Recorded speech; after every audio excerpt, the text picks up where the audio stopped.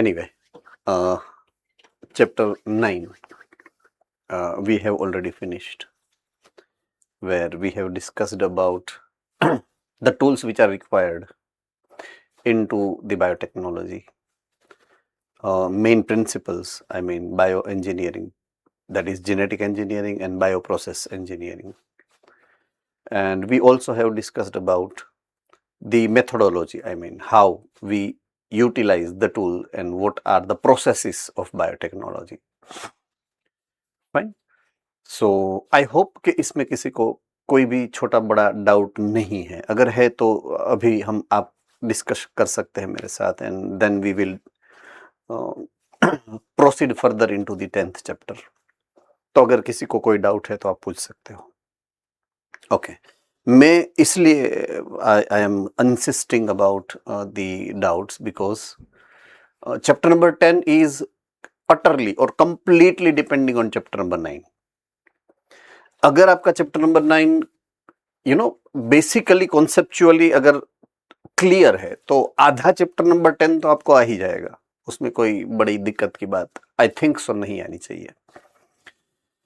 So what we are discussing in this chapter is where and when we are utilizing the biotechnology, in which fields we are utilizing the biotechnology. That's it. Application of biotechnology into varieties of the fields. So let me discuss about the application of biotechnology. So there are major 8 fields where we are utilizing the biotechnology. Field number 1, biopharmaceuticals. Pharmaceutical is the industry where we design a drug, we produce a drug, and we utilize a drug. That is called pharmaceutical. But by using microorganism, when you are producing a drug like antibiotic, right, where you are utilizing a microorganism and you are producing the vaccine or any antibiotic drug, then it is called biopharmaceutical. So I hope the word is utterly clear into your mind. Fine. Okay. Second, therapeutics. Now therapy is a technique where you are healing a particular type of disease or disorder. तो उसकी जो methodology है वो methodology में हम कहां पर biotechnology को कैसे यूज कर सकते हैं थेरेपी के लिए, that we will see. So it will be our discussion later on. Third, diagnostics. Diagnosis is to know whether what kind of disease you are suffering from, for what reason it is found into your body, right? So it is called diagnostics. So to know the cause, to know kind of disease, we are using varieties of the techniques, includes ELISA, what we have seen earlier into chapter 7th, I think. Fine.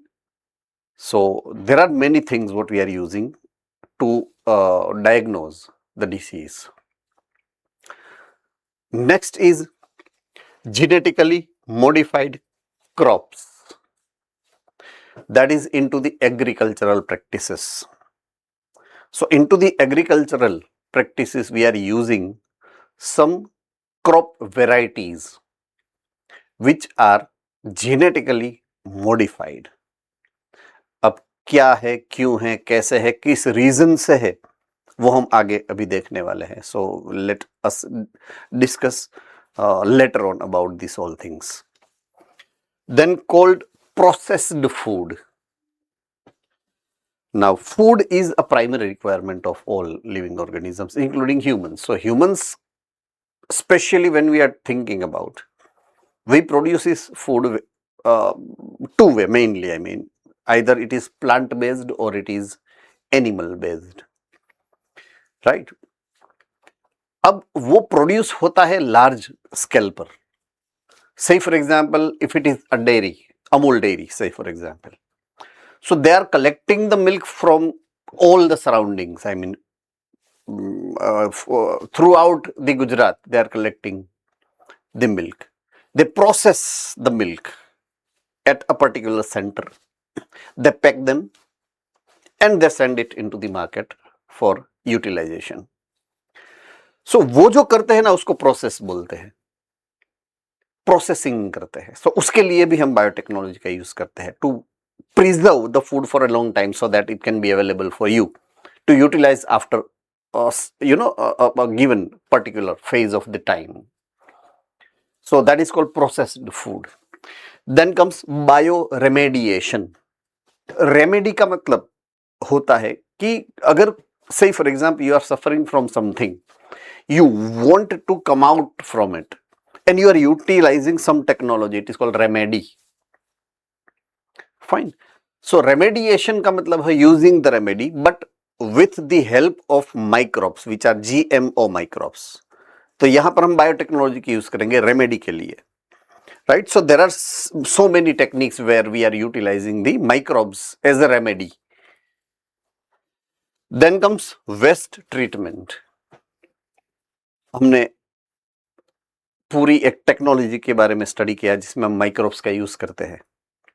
तो वहां पे normal microbes की जगह पे हम biotechnology में modified micro organism का use करेंगे वेस्ट ट्रीटमेंट प्लांट उसके अंदर. Fine. And last energy production. अब वेस्ट ट्रीटमेंट में उसका ब्रॉड वे में मीनिंग हम ले सकते हैं.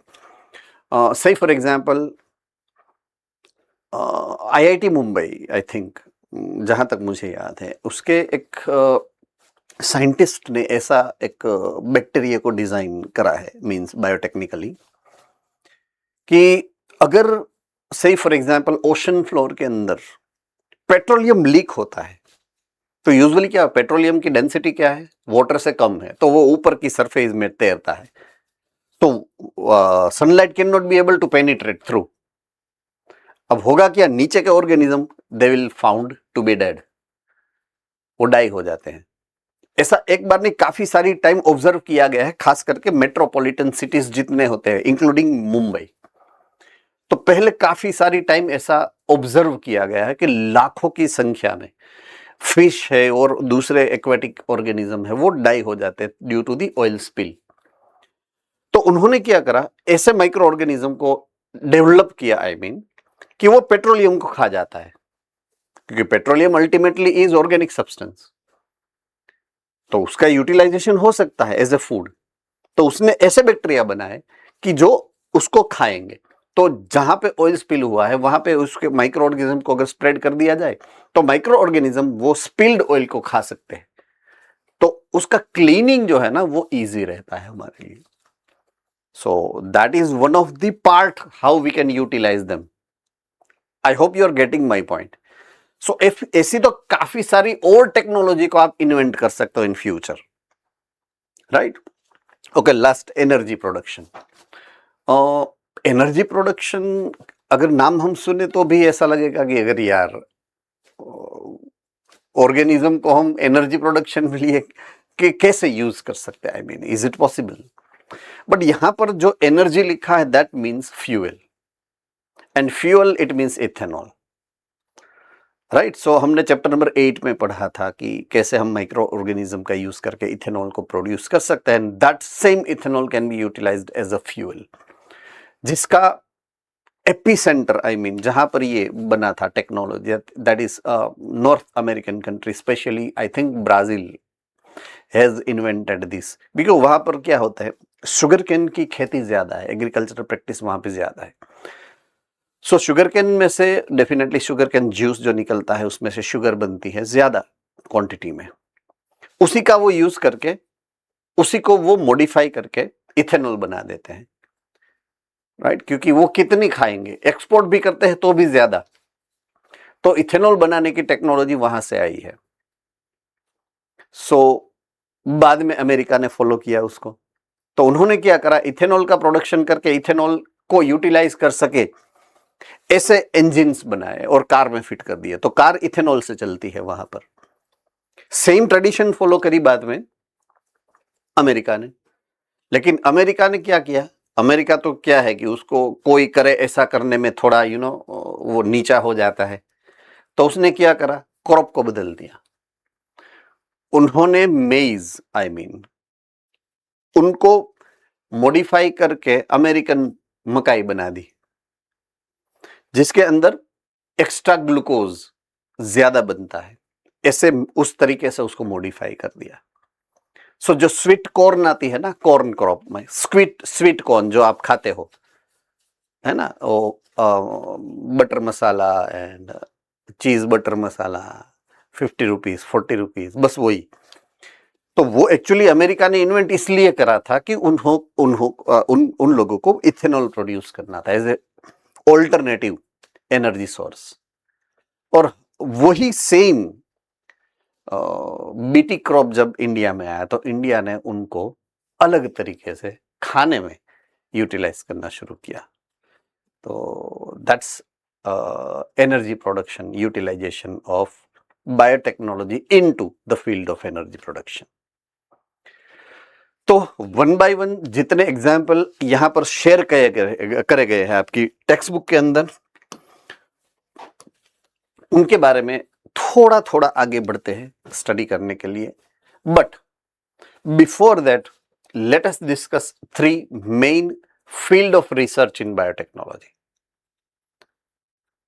ऐसे फील्ड जिसमें मेनली रिसर्च होता है बायोटेक्नोलॉजी का। तो अगर हम चैप्टर नंबर 9 को रिवाइज करें, रिवाइज से भी ज्यादा रिकॉल करें, रिवाइज तो कैसे कर सकते हैं, है ना, तो उसमें सबसे पहले 2 टेक्नोलॉजी के बारे में हमें 2 मेन प्रिंसिपल के बारे में समझाया गया था। प्रिंसिपल नंबर 1 था, वो है जेनेटिक इंजीनियरिंग, कि जिसमें एक ऑर्गेनिज्म का जीन जो होता है काट के हम दूसरे में फिट कर देते हैं और जीएमओ बनाते हैं। Am I very correct? वो क्यों बनाते हैं? To produce a particular product. वो यहां पे है, ये फर्स्ट वाला। अपना जो फर्स्ट वाला जो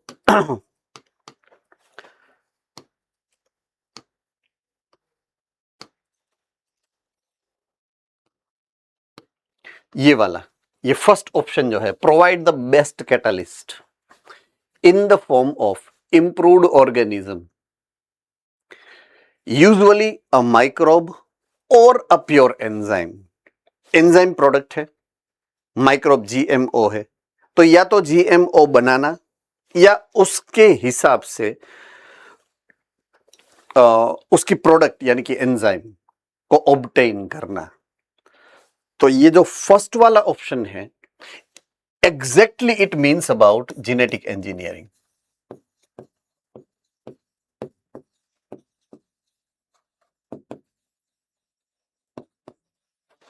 right? So it is belonging to the field of genetic engineering, कि जहां पर आप जीएमओ बना सकते हैं, उसमें से कोई प्रोडक्ट लाइक प्योर एंजाइम भी ऑब्टेन कर सकते हो। Field number 2, create optimum conditions, bioprocess engineering. Field number 2,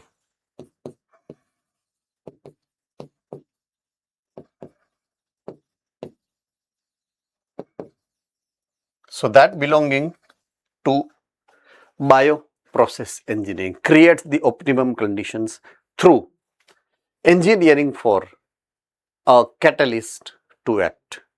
वही कैटलिस्ट जो आपने यहां पर प्रोड्यूस किया है, उसको प्रोड्यूस करने के लिए या उसका यूटिलाइजेशन करने के लिए आपको जो होम्योस्टैटिक कंडीशन मेंटेन करनी है, उसके बारे में रिसर्च होता है। जैसे हमने पढ़ा था आगे बायोटेक्नोलॉजी नहीं, जेनेटिक्स के अंदर, कि भाई एचजीपी जब था, पहले स्टार्ट किया था, तब उसका कॉस्टिंग उतना ज्यादा था। लेटर ऑन क्या हुआ, इंप्रूव होता गया सिस्टम। तो वो सिस्टम की इंप्रूवमेंट कहां पर हुई? यहां पर सिस्टम में, प्रोसेस में। राइट? तो प्रोसेस में ऑलवेज इंप्रूव होने के लिए कुछ ना कुछ रिसर्चेस होते रहते हैं। एंड थर्ड रिसर्च जो होता है, वो होता है डाउनस्ट्रीम प्रोसेसिंग में। अब ये वर्ड नया नहीं है हमारे लिए। फाइन। डाउनस्ट्रीम प्रोसेसिंग क्या होता है? जब आप कोई भी प्रोडक्ट को प्रोड्यूस कर रहे हो चेम्बर्स के अंदर, राइट, जो बड़ी टैंक्स होती है उसके अंदर, तो बाद में उसको सेपरेट करना, उसको प्यूरिफाई करना, राइट, उसको टेस्ट करना, उसको पैक करना, प्रिजर्व करके पैक करना डेफिनेटली, एंड उसको मार्केट तक पहुंचाने का जो फ्लो होता है, पूरा work flow, that is called down stream processing. तो थर्ड नंबर का जो रिसर्च एरिया है बायोटेक्नोलॉजी के अंदर, that is downstream processing, right. So it is a technologies to purify protein और organic compound whatsoever you are producing by biotechnology, right. तो इसमें किसी को कोई डाउट? ऑलराइट, चलिए हम आगे बढ़ते हैं, एंड एप्लीकेशन जो करनी है हमें बायोटेक्नोलॉजी की, the first field what is given here is agriculture. Alright, सबसे पहले मैं आपको ये इंफॉर्मेशन रिकलेक्ट करवाना चाहूंगा definitely, that's about GMO, that is called genetically modified organism. So they are either plant or bacteria or animal or fungi whose genes are altered, right, by manipulation। का मतलब क्या होता है कि किसी का काट कर, अपना खुद का काट कर उसकी जगह पे किसी और का फिट करना, दैट इज मैनिपुलेशन। सो हमने मैनिपुलेट किया है किसी का जीन एंड किसी के अंदर फिट किया है। So when we are altering a gene of a particular organism, that organism is then called genetically modified organism or GMO। तो ये पुरानी इंफॉर्मेशन है, हमने ऑलरेडी स्टडी करी है उसको, चैप्टर नंबर 9 के अंदर रिकलेक्ट करी है इंफॉर्मेशन को, एंड अब हम जाते हैं टूवर्ड्स एग्रीकल्चरल प्रैक्टिसेस। अब एग्रीकल्चरल प्रैक्टिसेस जो होती है यूजुअली आज के टाइम पर, उसमें हमारे पास 3 ऑप्शंस हैं। कितने ऑप्शंस हैं? 3। पहला ऑप्शंस जो है सबसे पुराना वो ये है, ऑर्गेनिक एग्रीकल्चर, जो हमारे दादा परदादा यूज करते थे। उसके पास कोई केमिकल फर्टिलाइजर नहीं था, कोई केमिकल इंसेक्टिसाइड नहीं था, पेस्टिसाइड नहीं था, जो नेचुरल तरीके से खेती करते थे, नेचुरली क्रॉप की वेराइटीज को प्रोड्यूस करते थे, राइट। तो वो एग्रीकल्चरल जो प्रैक्टिस है उसको हम बोलेंगे ऑर्गेनिक एग्रीकल्चर। तो वो हम आज भी कर सकते हैं, करते नहीं है वो अलग बात है। क्यों? क्योंकि हमारे पास दूसरा ऑप्शन है ये एग्रो केमिकल बेस्ड एग्रीकल्चर। आपने शायद सुना भी हो सकता है ग्रीन रिवॉल्यूशन के बारे में, राइट। ग्रीन रिवॉल्यूशन जो है उनके बारे में अगर आपने स्टडी की हो तो almost I mean in 1960, right, in 1960 continuous for I think 5 decades we have found a very huge development into the agricultural practices। अब उसका मेन रीजन क्या है पता है? इंट्रोडक्शन ऑफ दीज एग्रीकल्चरल जो लैंड थी उसमें जब जो ऑर्गेनिक प्रैक्टिसेस होती थी उसकी लिमिटेशंस थी कुछ, कि उसका जो प्रोडक्शन होता था वो क्वालिटी वाला था लेकिन क्वांटिटी नहीं थी उसमें, number 1। After independence our population of India has been growing rapidly, I mean, लेकिन हम जिस हिसाब से पुरानी ट्रेडिशनल मेथड से अगर एग्रीकल्चरल प्रैक्टिसेस कर रहे होते तो हम वो जो डिमांड होती है फूड की उसको कभी भी फुलफिल नहीं कर पाते। इसलिए हमने ऑप्शन चुना, इसलिए गवर्नमेंट ने एग्रोकेमिकल बेस्ड एग्रीकल्चर को इंट्रोड्यूस किया मार्केट के अंदर, और उसके बाद हमने जो प्रोडक्शन रेट थी हमारी जो इंक्रीज हुई अप्रोक्सीमेटली 3 टाइम्स इंक्रीज हुई, राइट। तो ये बहुत ही स्लो प्रोसेस है, ये फास्ट प्रोसेस है। यहाँ पे इंटेंसिव केयर चाहिए, यहाँ पे लेस केयर चाहिए। हाँ, ये जो है कम प्रोडक्शन करती है तो प्रोडक्शन का कॉस्टिंग बढ़ जाता है। आई मीन अगर से फॉर एग्जांपल मार्केट में मैं जाऊं और मुझे अगर मैंगो चाहिए, मेरे पास दो वेराइटी होगी, एक नॉर्मल वेराइटी, एक ऑर्गेनिक मैंगो है। तो नॉर्मल वाली अगर 100 रुपीज केजी है तो ऑर्गेनिक वाली 150 या 200 वाली होगी। डबल कॉस्टिंग हो जाता है उसका, कि उसकी केयर जो होती है, उसका प्रोडक्शन जो होता है वही एक्सपेंसिव पड़ता है हमें। और क्वालिटी बेस्ट होती है लेकिन क्वांटिटी कम होती है। अगर क्वांटिटी कम है तो रेट तो डेफिनेटली ज्यादा ही होना है। आप समझ रहे हो ना मेरी बात को बेटा, है ना? सो इसलिए एग्रीकल्चरल प्रैक्टिसेस में ये जो आया चेंज का दौर 1960s to late I mean 21st century तक, तो उसमें जो एग्रोकेमिकल बेस्ड एग्रीकल्चर हुआ, उसमें जो रिवॉल्यूशन हुआ उसको हम ग्रीन रिवॉल्यूशन बोलते हैं। आपको शायद सोशल साइंस में पढ़ाया गया होगा ये पूरा पॉइंट ग्रीन रिवॉल्यूशन का। हाँ, फायदा बहुत लाई थी ये टेक्नोलॉजी, बट डार्क साइड भी है उसकी। केमिकल्स है, तो यूजुअली क्या होता है, केमिकल्स का एक नेचर होता है, मोड ऑफ एक्शन होता है, उसको राइट वे में यूज करना पड़ता है। और राइट वे में यूज करने के लिए नॉलेज होना पड़ता है। नॉलेज जो खेत में काम कर रहे हैं, मजदूर है, किसान है, उनके पास नहीं होता है। से फॉर एग्जाम्पल कोई एक इंसेक्टिसाइडल कोई केमिकल है, तो उसका यूज करने की जो रिक्वायरमेंट है, वो रिक्वायरमेंट सेट कौन करता है? जिन्होंने वो केमिकल बनाया है, मीन साइंटिस्ट। उनको पता है कि भाई 20 लीटर्स वाटर लेते हैं, उसमें से 2 ml बोतल में से 2 ml केमिकल को उसके अंदर मिक्स करना है, राइट, और उसका स्प्रे करना है। बट जब वो जाएगा फैक्ट्री में, प्रोडक्शन होगा, तो फैक्ट्री के मालिक को ज्यादा बेचना है, उसको कम नहीं बेचना है। तो अगर साइंटिस्ट बोलेंगे 2 ml चाहिए, तो फैक्ट्री का मालिक क्या बोलेगा? 5 ml चाहिए 10 लीटर में या 20 लीटर में। तो वहां से क्या हुआ? डबल हो गया क्वांटिटी उसका, यूटिलाइजेशन का। अब वो जाएगा रिटेलर के पास। तो रिटेलर के पास जो उसके रैक में पड़ी है बोतल्स, वो ज्यादा बिकती है, तो उसको फायदा होता है ना।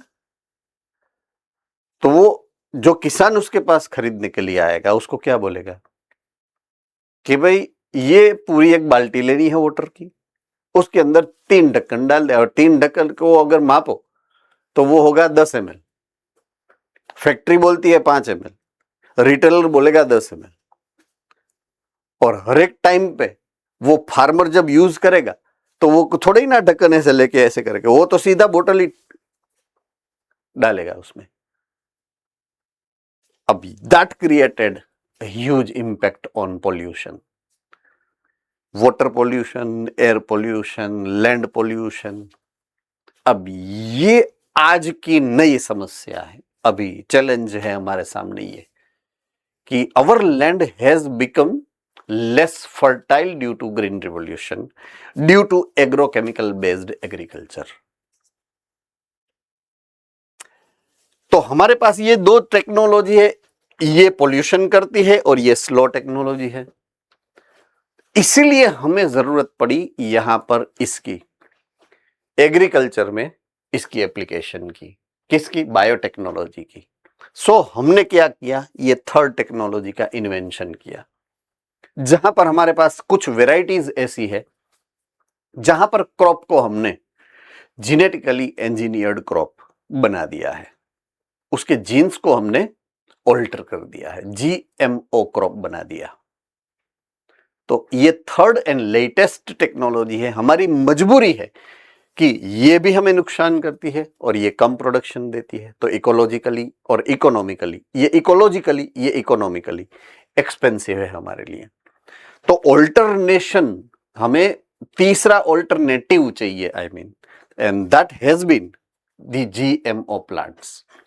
तो ये हिस्ट्री है कि कहां से ये एग्रीकल्चर में इंट्रोडक्शन हुआ बायोटेक्नोलॉजी का, क्यों हुआ, उसके पीछे का रीजन मैंने आपको एक्सप्लेन किया। फाइन, अब वो है क्या उसके बारे में जानते हैं। इसमें किसी को कोई डाउट है बेटा? Alright, okay, fine. एडवांटेज जो हमें मिलेगा जेनेटिकली मॉडिफाइड प्लांट्स को प्रोड्यूस करके, कौन से ऐसे फैक्टर है जिसको हम रेजिस्ट कर सकते हैं if we modify the plant. Okay, reason number 1, ये it makes crop more tolerant to the abiotic stresses, cold, heat, drought, more salt.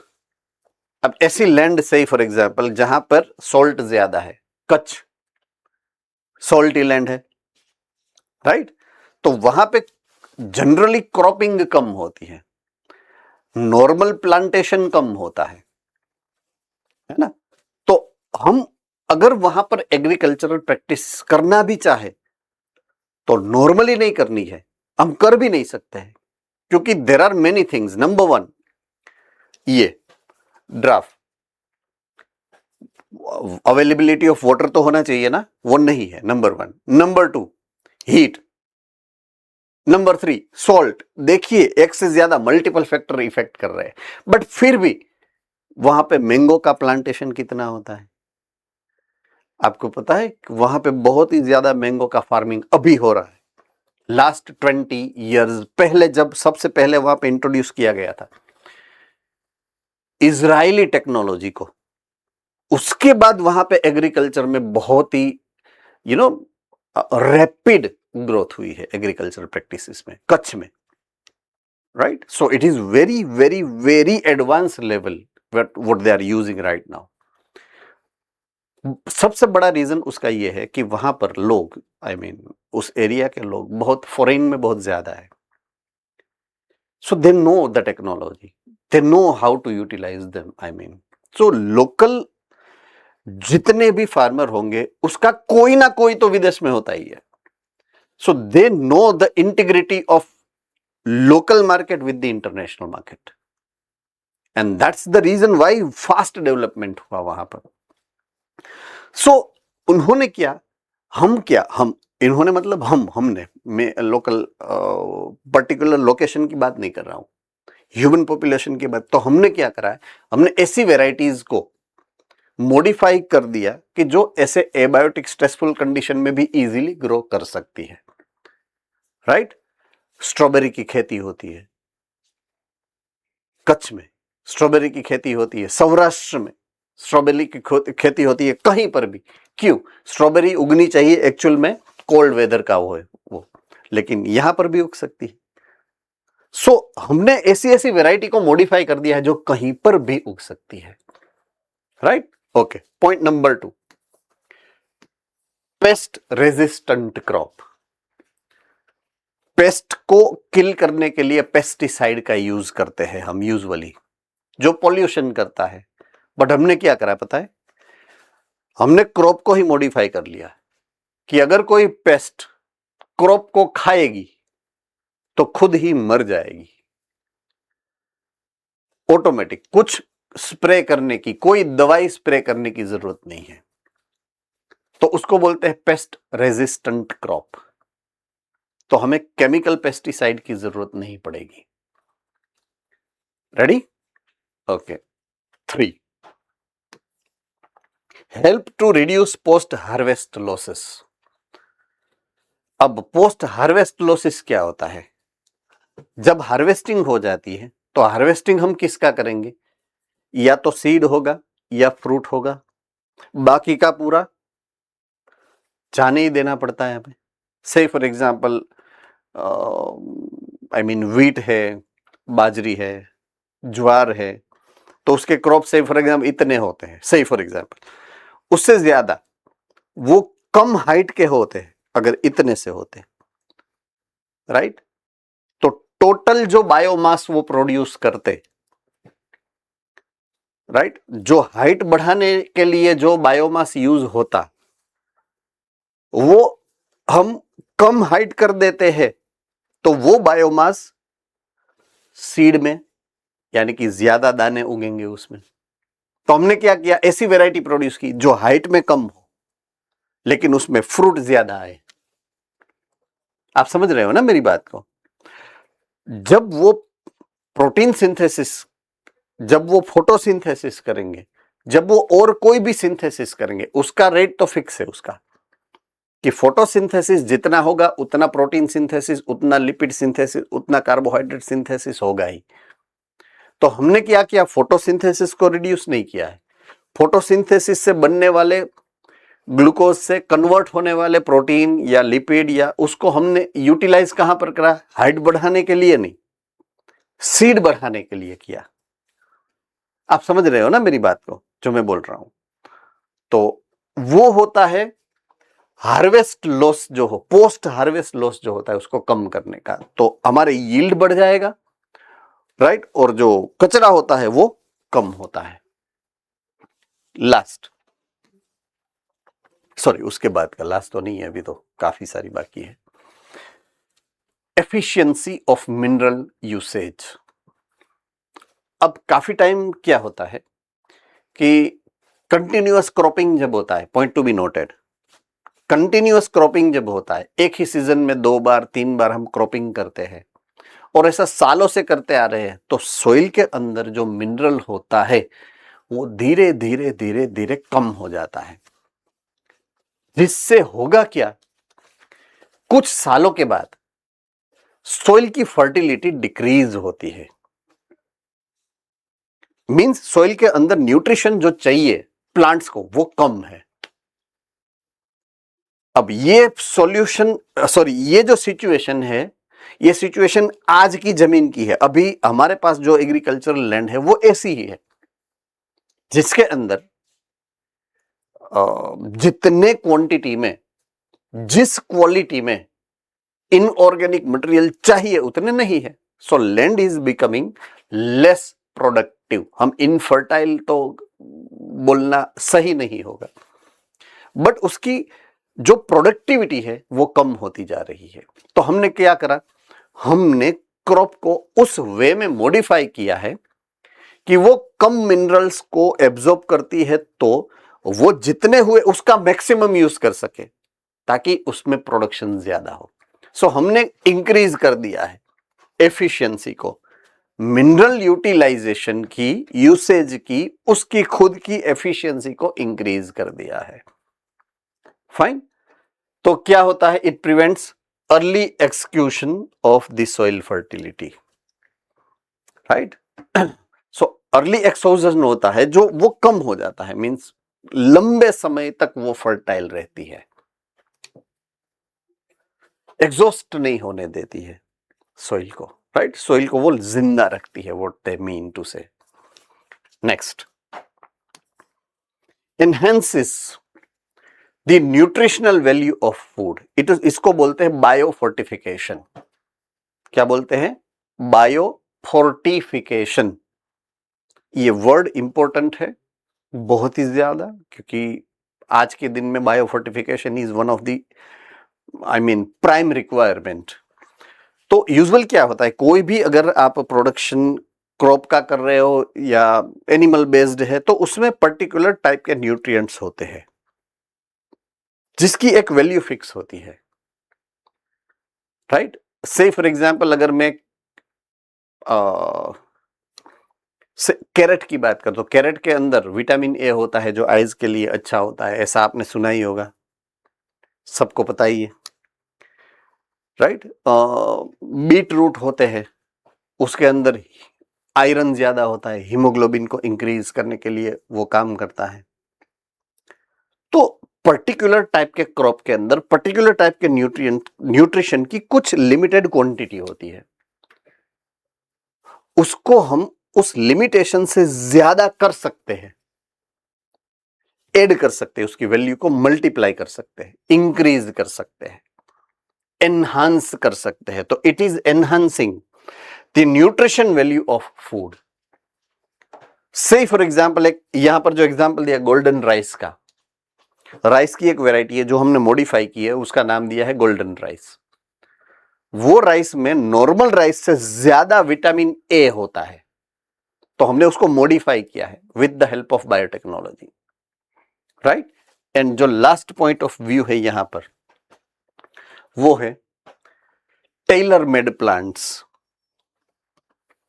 ये टेलर मेड प्लांट्स, से फॉर एग्जाम्पल हमें कोई पर्टिकुलर टाइप ऑफ न्यूट्रिएंट या particular type of M है हमारा।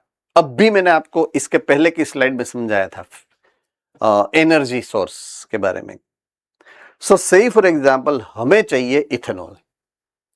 Ethanol कहां से प्रोड्यूस हो सकता है, ऐसे क्रॉप को हमें माइंड में रखना है।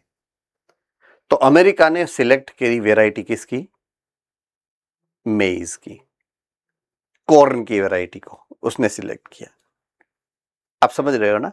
तो उसने वो कॉर्न की वेराइटी को पर्टिकुलर रीजन से, पर्टिकुलर एम के साथ ऑल्टर किया। तो ये है टेलर मेड प्लांट को डेवलप करना, कि मेरा इंटेंशन ये है कि मुझे प्लांट से यही प्रोडक्ट चाहिए, तो मैं उस हिसाब से ही उसमें जेनेटिकली मॉडिफिकेशन करूंगा। So it may be production of starch, it may be production of fuel, it may be production of a particular kind of drug, that is either enzyme or maybe hormone, right? तो उसके हिसाब से अगर मैं plant के अंदर modification करूं तो उसको मैं बोलूंगा tailor made plant. Done? Alright, so this are the advantages in fact of the genetically modified plants to what we are utilizing into the agricultural practices.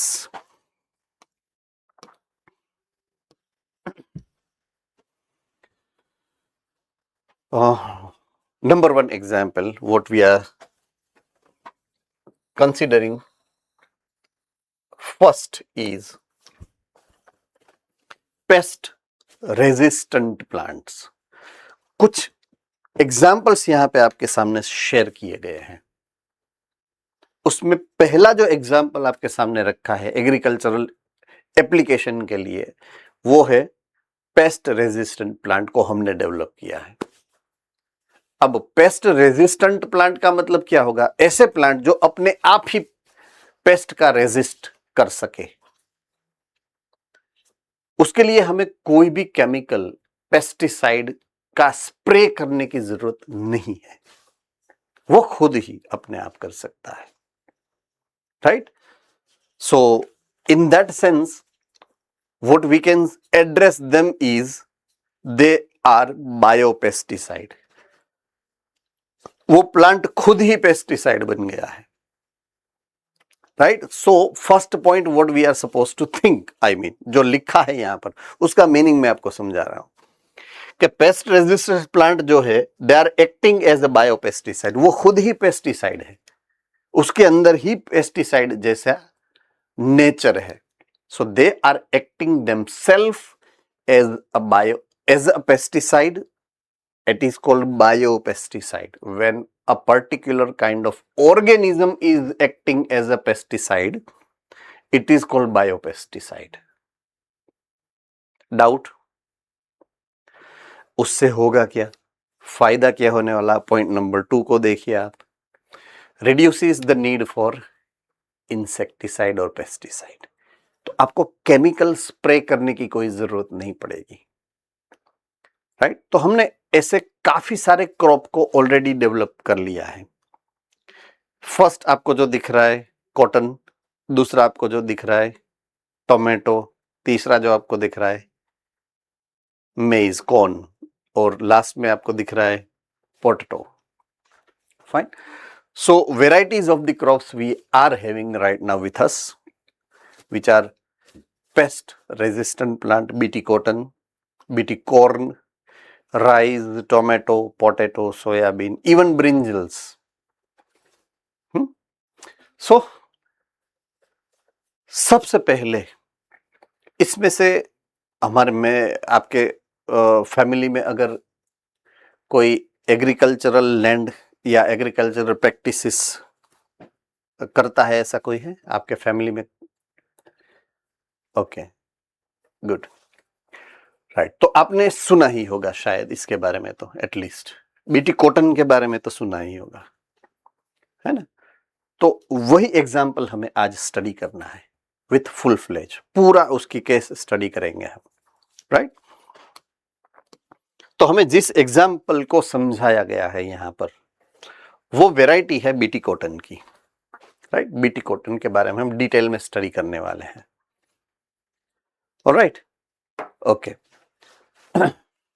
अब सबसे पहला चैप्टर नंबर 9 के अंदर हमने एक बैक्टीरिया के बारे में बात करी थी जिसका नाम है बैसिलस थुरिंजिएंसिस, राइट? अब बैसिलस थुरिंजिएंसिस जो है वो कॉटन के साथ कैसे जुड़ा है, उसकी हिस्ट्री पे पहले हम जाते हैं कि हमें ऐसी क्या जरूरत आन पड़ी कि हमें ये सब करना पड़ा। चलिए,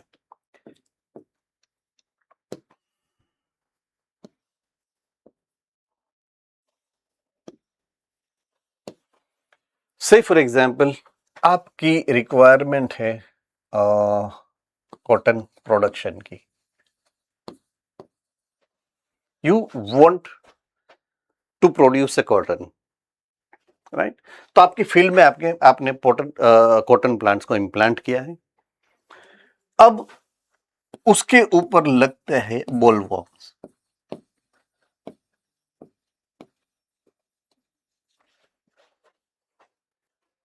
जिसको हम नॉर्मल गुजराती लैंग्वेज में गुलाबी ईयड़ बोलते हैं।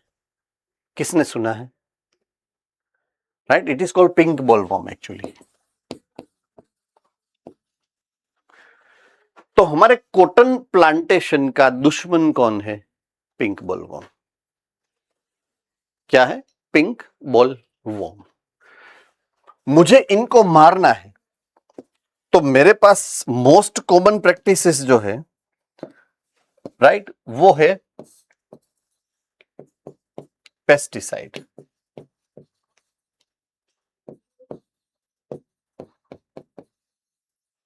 लेकिन पेस्टिसाइड का यूज मुझे नहीं करना है, से फॉर एग्जाम्पल, क्योंकि देयर आर मेनी कंसिक्वेंसेस।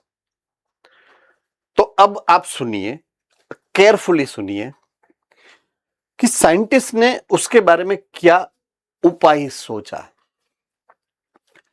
उसने टारगेट किया पिंक बोलवॉर्म को। पिंक बोलवॉर्म की पूरी लाइफ साइकिल को स्टडी किया। उन्होंने स्टडी किया कि पिंक बोलवॉर्म को इन्फेक्ट कौन करता है और उसका नेचुरल दुश्मन कौन है जो उनको मारता है। समझ रहे हो मेरी बात को, है ना? तो उन्होंने इनके एनिमीज को फाइंड आउट किया। देयर आर मेनी, बट उसमें से उसको एक एनिमी बहुत ही अच्छा लगा, राइट, जिसका नाम है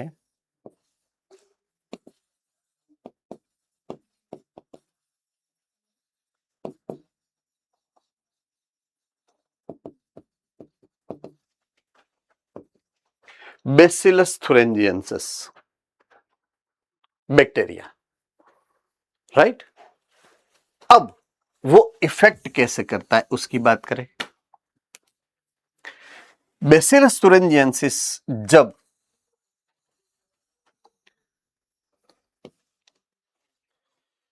पिंक बोलवॉर्म को इन्फेक्ट करेगा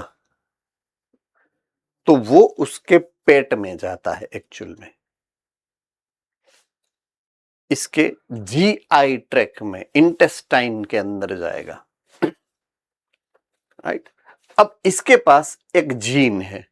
जीन मतलब वो जीन नहीं जो ऐसे घिस के बाहर निकलता है, right? So it is having a toxin producing gene,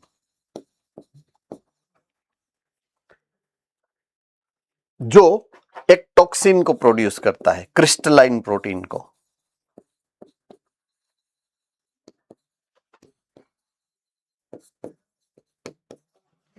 एक क्रिस्टलाइन प्रोटीन प्रोड्यूस करता है। अब अगर हम याद करें एक बात चैप्टर नंबर 9 की, standard 11, last point, enzyme cofactors, apo enzyme plus cofactor holo enzyme. Ready? तो उसमें समझाया यह गया है कि जब कोई भी एंजाइम, मोस्टली एंजाइम जब प्रोड्यूस होता है, उसके साथ जब तक कोफैक्टर नहीं ज्वाइंट होगा तब तक वो यूजुअली एक्टिव नहीं होता है, इनएक्टिव होता है। समझ रहे हो मेरी बात को? ओके। मैंने काफी सारी टाइम ऐसे आपको समझाया होगा प्रीवियसली भी कि it is usually a nature of A protein, कि प्रोटीन जब प्रोड्यूस होता है ना तो इन द जनरल सेंस वो इनएक्टिव होता है। तो जब एग्जैक्टली जब प्रोड्यूस होता है ना तो वो प्राइमरी होता है, बाद में वो उसको कन्वर्ट किया जाता है सेकेंडरी, टर्शरी या क्वाटरनरी में। तो ये दो एग्जाम्पल को आप अगर सेंटर में रखकर सोचोगे तो आज के बाद यूजुअल कोर्स में, एबनॉर्मल नहीं, यूजुअल कोर्स में ये सिंपल याद रख लेना है कि जब भी प्रोटीन की बात होगी तो वो यूजुअली इनएक्टिव फॉर्म में ही क्रिएट होता है, एंड एक्टिव होने के लिए उसको या तो कोफैक्टर चाहिए या ऐसी कंडीशन चाहिए कि वो एक्टिव हो जाए। क्लियर हो रहा है मेरी बात का जो मतलब होता है वो, है ना? तो ये जब क्रिस्टलाइन प्रोटीन, जिसकी मैंने बात यहां पर रखी है आपके सामने, क्रिस्टलाइन प्रोटीन, ये जब बनता है ना किसके अंदर, बैसिलस थुरिंजिएंसिस में, तो वो ऑलवेज इनएक्टिव होता है।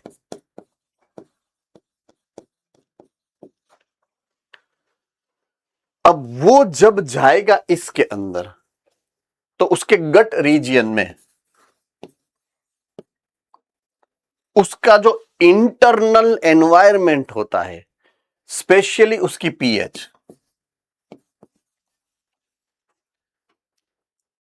कोई भी गट, अपना गट है तो उसमें दो टाइप के पीएच हो सकते हैं, एसिडिक, बेसिक। एसिड कहां पे होता है? Inside stomach. बेस कहां पे होता है? स्मॉल इंटेस्टाइन में, जिसमें सिक्रेशन होता है बाइल जूस का, पैंक्रियाटिक जूस का, इंटेस्टिनल जूस का। वो सभी जूसेस कैसे है पता है? बाय नेचर बेसिक है, एसिडिक नहीं है। एसिडिक एक ही है, राइट, गैस्ट्रिक जूस, जिसके अंदर HCl होता है। बाकी सभी बेसिक है। इवन आपकी जो सलाइवरी है ग्लैंड, उसका जो है वो भी बेसिक है बाय नेचर, है ना? तो alkaline pH means basic pH, gut का जो अल्कलाइन पीएच होता है,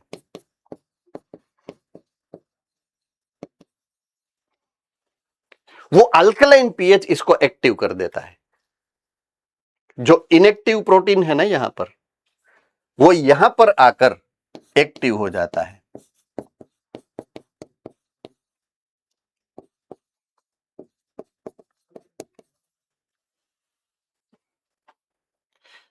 और वो बन जाता है टॉक्सिन। क्या बन जाता है? टॉक्सिन। जब ये इनएक्टिव था तो उसको मैं बोलूंगा प्रोटॉक्सिन।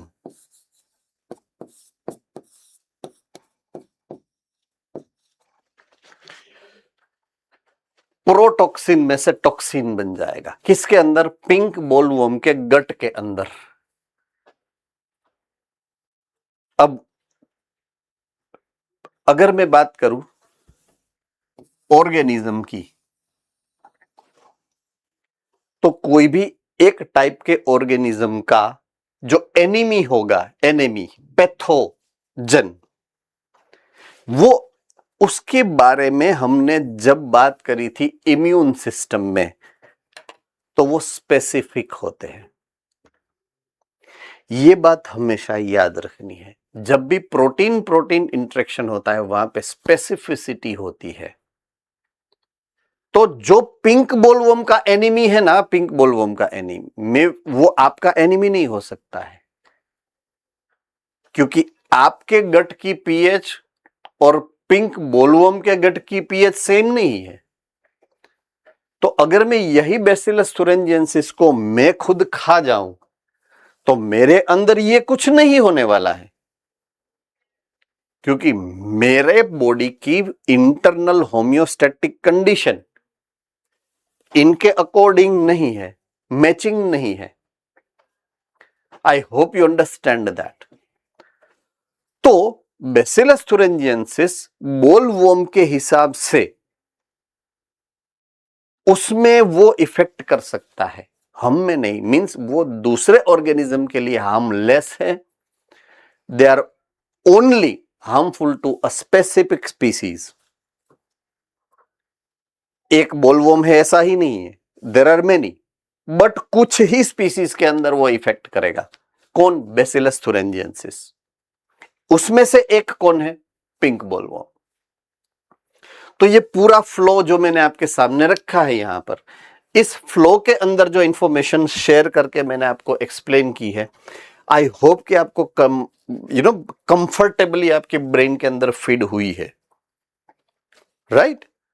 अब इसी के पॉइंट ऑफ व्यू से हमें थ्योरेटिकल जो पोर्शन दिया है बुक के अंदर उसको समझना है। फाइन, तो चलिए चलते हैं थियरी के अंदर। Some strains of Bacillus thuringiensis have protein, जो मैंने टॉक्सिन के बारे में समझाया था, that kill insect like ये कोलियोप्टेरन क्लास है, क्लास किसका? इंसेक्ट का, कोलियोप्टेरा। एक एग्जाम्पल दिया गया है, बीटल्स। क्लास नंबर 2 लेपिडोप्टेरा, उसका एक एग्जाम्पल है टोबैको बडवर्म एंड आर्मी वॉर्म्स, दो एग्जाम्पल है। एंड थर्ड क्लास मींस वो थर्ड क्लास नहीं, क्लास नंबर 3 इज डिप्टेरा। ये 3 क्लास जो है उसके अंदर इसकी इफेक्ट होती है, किसकी? बैसिलस thuringiensis की, राइट? समझ में आ गई बात? ये पॉइंट इंपॉर्टेंट है नीट के लिए। आज की इंफॉर्मेशन ये है कि नीट अभी से नेक्स्ट साल जब आप आओगे तब कंप्यूटर बेस्ड हो जाने वाली है, सीबीटी हो जाएगी। अभी आपको वो करने की कोई जरूरत नहीं है।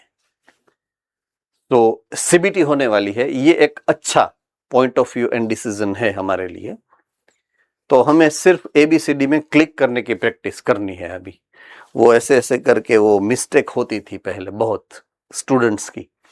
क्यों? क्योंकि देखिए स्टूडेंट की जनरली क्या होती है मेंटालिटी अपनी, कि यूजुअली हम क्या करते हैं, पहले ये क्वेश्चन पढ़ते हैं, बाद में डिसाइड करते हैं कि इसमें एबीसीडी आएगा। यूजुअली क्या होता है, हम टिक ऐसे पेपर में नहीं करते हैं। हमारी प्रैक्टिस ऐसी होती है, प्रैक्टिस की भाई हम पेपर में नहीं करेंगे, कुछ करेंगे तो क्या करें, छोटा सा डॉट कर देते हैं ऐसा करके। एम आई करेक्ट और not? A B C D 4 में से एक में हम डॉट कर देते हैं ताकि बाजू वाला देख ना सके कि हमने क्या किया है। अब इसको बाद में क्या कि एक क्वेश्चन सोल्व करो, 2 क्वेश्चन सोल्व करो, 3 क्वेश्चन को मे बी 10 क्वेश्चन सोल्व करने के बाद हम क्या करेंगे, ओएमआर शीट लेंगे और उसमें ऐसे, अब उसमें आपने सबने एक्सपीरियंस किया होगा कि कभी ना कभी आपसे मिस्टेक हुई है। ये मिस्टेक नहीं होगी कम से कम सीबीटी में, क्योंकि ऑन द स्पॉट ही आपको वहीं पे टिक करना है। उसमें तो ऑप्शन है नहीं कि आप ऐसे करके दूसरा क्वेश्चन देख लो। ये एक बहुत ही अच्छा फायदेमंद सौदा है आपके लिए। I am happy that you are going to give CBT, very happy, excited even. It is good decision. ये 2 साल पहले ही होना था, अभी मजबूरी में किया, तब तो होना ही था। एनीवे जो भी है गुड, राइट? तो नीट में ये इंपॉर्टेंट पॉइंट है आपके लिए, वो जो होता है ना मैच द फॉलोइंग वाला क्वेश्चन, उस क्वेश्चन में ये आपको कंफ्यूजन करने के लिए ये पॉइंट इंपॉर्टेंट है। ऑल राइट, नेक्स्ट पॉइंट में मैं जाता हूं, पॉइंट नंबर 2। बेसिलस thuringiensis, अरे यार बीटी कॉटन, उसमें ये बीटी कहां से आया? बीटी बायोटेक्नोलॉजी नहीं है, बीटी बेसिलस thuringiensis है, capital B and small T, देखिए means genus and species. So do remember, ये बीटी बायोटेक्नोलॉजी नहीं है, ये बीटी बेसिलस thuringiensis है, राइट? ओके, चलिए मैं आगे बढ़ रहा हूं यहां पर। So Bacillus thuringiensis forms a toxic insecticidal protein called BT toxin, जो क्रिस्टल है during a particular phase of their growth, but it does not kill Bacillus, वो बैक्टीरिया को नहीं मारता है, राइट? क्यों? क्योंकि वो इनएक्टिव स्टेज में प्रोड्यूस होता है, मींस प्रोटोटॉक्सिन बनता है। जब उसका प्रोडक्शन होता है तब वो प्रोटोटॉक्सिन होता है। I hope I am very clear, fine, okay. अब नेक्स्ट स्टेज में हम जाते हैं। अब वो प्रोटोटॉक्सिन जिसने प्रोड्यूस किया है वो बीटी बैक्टीरिया इन्फेक्ट करते हैं इंसेक्ट को, तो when an insect ingest the inactive toxin, it converts into active toxin. क्यों? Due to the alkaline pH of the gut which solubilise the crystal, crystal उसमें डिसोल्व हो जाते हैं एंड एक्टिव बन जाते हैं अल्कलाइन पीएच की वजह से, जो हमने समझा अभी इसके पहले की स्लाइड में, मैंने जो आपको लिख के समझाया पूरा। अब वो प्रोटोटॉक्सिन में से टॉक्सिन हो गया, क्या हुआ? प्रोटॉक्सिन में से टॉक्सिन हो गया। Now the toxin bind to the surface of the midgut, midgut जहां से एब्जॉर्प्शन होता है, तो वहां की सरफेस के ऊपर वो चिपक जाएगा, बाइंड हो जाएगा। तो मिडगट के एपिथेलियल सेल्स के साथ वो बाइंड होता है, क्रिएट्स होल, पोर क्रिएट करता है, पोर मतलब होल्स। अब वो सेल लीक हो जाएगा, टूट जाएगा, रप्चर हो जाएगा due to that hole, so it causes cell swelling and lysis, टूट जाता है। So death of an insect, क्योंकि एक पोर थोड़े ही ना होगा, काफी सारे पोर्स होंगे। सो पूरी जो उसकी मिडगट है ना, उसकी वाट लगा देता है, ऑन परफोरेटेड हो जाती है, मींस पोरस हो जाती है, उसमें से पूरा लिक्विड जो होता है वो फ्लो होके मिडगट में आ जाएगा। सो वो insect at the moment die हो जाता है। सो कोई दवाई छांटने की जरूरत नहीं है आपको, राइट? अब हमने क्या किया? हमने बेसिलस thuringiensis के बीटी टॉक्सिन जीन को जेनेटिकल इंजीनियरिंग के हिसाब से कट किया, उठाया, प्लांट के अंदर इम्प्लांट कर दिया, फिट कर दिया। आप समझ रहे हो ना इजीली मेरी बात को? हाँ, तो BT toxin gene were isolated from bacillus thuringiensis and incorporated into a crop variety such as cotton. Most BT toxins are insect group specific, ये हमें स्पेसिफिसिटी का मैंने आपको जो समझाया पहले कि पर्टिकुलर वेराइटी को पर्टिकुलर ही क्या होते हैं, पैथोजन जो होते हैं या इंसेक्ट जो होते हैं, वही उसको इन्फेक्ट करते हैं। अगर मैं से फॉर एग्जांपल वीट का क्रॉप करता हूं तो उसके ऊपर जो पेस्ट या इंसेक्ट होगी वो अलग होगी, अगर मैं सनफ्लावर की खेती कर रहा हूं तो उसके अंदर जो पेस्ट होगी या इंसेक्ट होगी वो अलग टाइप की होगी। अगर मैं कोई वेजिटेबल से फॉर एग्जांपल ब्रिंजल उसका क्रॉपिंग करता हूं तो उसके जो कीड़े होंगे डेफिनेटली अलग ही होंगे ना। तो सब वैरायटी जो क्रॉप की होती है उसके हिसाब से उसका पैथोजन भी अलग होता है। ओके, अब यही प्रिंसिपल को मैं यहां पे यूज कर रहा हूं। देखिए, BT toxin and insect group, principle वो पुराना है जो मैंने अभी समझाया, लेकिन मुझे अप्लाई करना है टॉक्सिन में। बीटी टॉक्सिन की भी वैरायटी है हमारे पास। जो इंसेक्ट होगा, अब इंसेक्ट की वैरायटी कहां पर है भाई? इंसेक्ट की वैरायटी के बारे में हमने यहीं पर पढ़ा है। ये रहा, ये अलग वैरायटी है, ये अलग वैरायटी है, ये अलग वैरायटी है। आप समझ रहे हो मेरी बात को? मेरे पास एक ही टाइप का तो इंसेक्ट नहीं है। मेरे पास लेपिडोप्टेरा भी है, मेरे पास डिप्टेरा भी है, मेरे पास कोलियोप्टेरा भी है।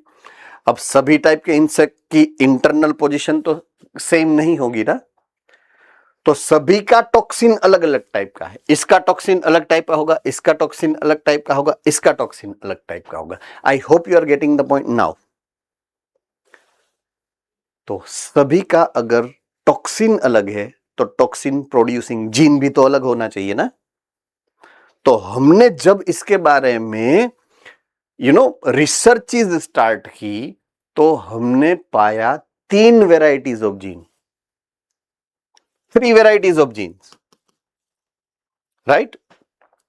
The toxin is coded by gene CRY1AC और उसको नाम दिया गया क्राई। टॉक्सिन को नाम दिया गया क्राई। सबसे पहला जो हमने निकाला CRY1AC था। अब ये है क्या, क्यों इसको नाम ऐसा दिया गया, उसके बारे में मैं आपको थोड़ा सा इंफॉर्मेशन प्रोवाइड करता हूं। से फॉर एग्जांपल एक जीन है जो रिस्पॉन्सिबल है एक टॉक्सिन को प्रोड्यूस करने के लिए। अब ये टॉक्सिन जो है, जो हमने पढ़ा है उस हिसाब से ये क्रिस्टलाइन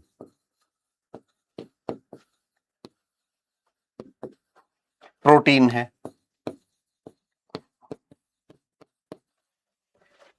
क्या है? क्रिस्टलाइन प्रोटीन है। Am I very correct? Right. तो अब ये प्रोटीन को मुझे नाम देना है, तो मैंने नाम दिया डैश प्रोटीन या डेक्सटॉक्सिन से फॉर एग्जांपल। नाम मैंने यहां से निकाला, ये क्राई। ये क्राई प्रोटीन या तो क्राइटॉक्सिन है। क्यों? क्रिस्टल फॉर्म में से CRY को निकाल के मैंने इसका नाम दे दिया क्राइटॉक्सिन या तो क्राई प्रोटीन।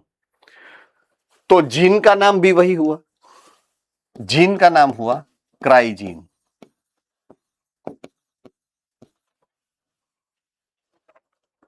रेडी? सबसे पहला जो हमने आइसोलेट किया जीन, राइट, वो था CRY1AC, राइट। उसके बाद आया CRY1AB, उसके बाद आया CRY2AB। तो हमारे पास आज की डेट में ये 3 क्राई जीन्स हैं। CRY1AC, CRY2AB and CRY1AB।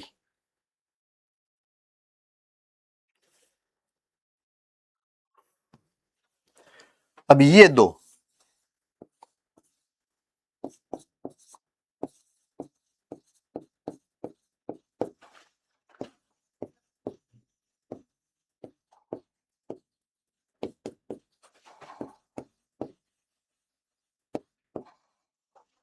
इसके लिए यूज होते हैं to resist bollworm in the cotton.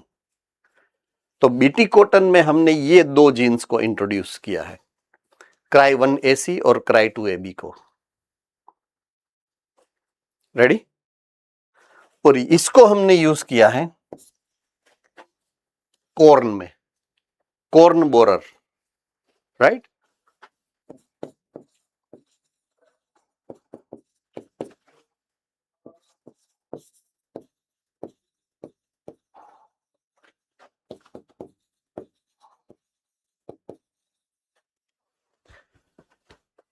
तो मेज के अंदर कॉर्न बोरर को रेजिस्ट करने के लिए हमने इंट्रोड्यूस किया है क्राई 1AB को। ये भी आपके लिए नीट का इंपॉर्टेंट पॉइंट है, वेरी इंपॉर्टेंट पॉइंट।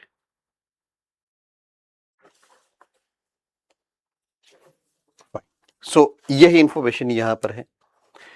तो पहले क्राई 1AC, जिसके हिसाब से उसका नाम पड़ा क्राइजीन्स, क्राइटॉक्सिन। जीन को हमने नाम दिया क्राइजीन, क्राई 1AC। दूसरे भी है, देखिए, protein encodes by gene cry 1AC and cry 2AB control the cotton bollworm, जो मैंने आपको अभी समझाया, and cry 1AB controls corn borer in maize. Fine. तो ये 3 वैरायटी है हमारे पास, 3 जीन्स, एंड वो जो प्रोड्यूस करता है टॉक्सिन, वो टॉक्सिन रेजिस्ट करते हैं अलग अलग प्लांट की वैरायटीज के लिए। तो ये इसका मतलब है बीटी टॉक्सिन इंसेक्ट ग्रुप के हिसाब से अलग होना चाहिए। तो हमने उसका एग्जाम्पल स्टडी किया अभी। फाइन, डाउट है किसी को कोई? All right, so that's it I think for with respect to cotton, BT cotton हमारा डिस्कशन खत्म हुआ। तो हमने जो पॉइंट ऑफ व्यू को अभी समझा है, राइट, वो पॉइंट ऑफ व्यू क्या था? इंसेक्टिसाइडल प्लांट था। क्या था? इंसेक्टिसाइडल प्लांट, पेस्ट को जो कंट्रोल करता है। अब ओनली पेस्ट या इंसेक्ट ही थोड़े ही ना है जो क्रॉप को डैमेज करते हैं। क्रॉप को डैमेज करने वाले दूसरे भी, मींस वोम भी हो सकते हैं, ये रहा, राइट? तो कुछ निमेटोड्स भी ऐसे हैं जो क्रॉप की वैरायटी को डैमेज करते हैं। तो उसको रेजिस्ट करने के लिए भी हमने कुछ मॉडिफिकेशन करे हैं, जो हम कल बात करेंगे। आज का टाइम ऑलरेडी ओवर हो चुका है। तो आज शाम को इवनिंग में आराम से मस्त नहा धो के फ्रेश होके जो बीटी कॉटन वाला पूरा डिस्कशन जो है फिर से एक बार रिवाइज कर लेना है, याद कर लेना है, बाय हार्ट कर लेना है। और कल हम दूसरी वैरायटी के बारे में बात करने वाले हैं, that is nematode resistance in the plant, that is specifically to tomato plant. Fine, कोई doubt with respect to BT cotton plant? नहीं है? All right, I will see you tomorrow then, take care. हाँ बेटा। और sir हमारी NEET जो CBT की जैसे हो जाएगी तो वो भी जेडबल की जैसे ही हो जाएगी ना? Exactly right. तो शिफ्ट वाइज होगा या मतलब होगा सिंगल डे में होगा? No idea. जैसे जैसे वो प्लानिंग हमारे सामने आएगा वैसे वैसे हम इंफॉर्मेशन को आपके साथ शेयर करते जाएंगे। लेकिन अभी तक ऐसा कोई भी डिस्कशन नहीं हुआ कि कैसे ली जाएगी, आई मीन प्लानिंग शेयर नहीं किया है ना? सो देखते हैं आगे आगे गोरख जागे। चलिए बाय।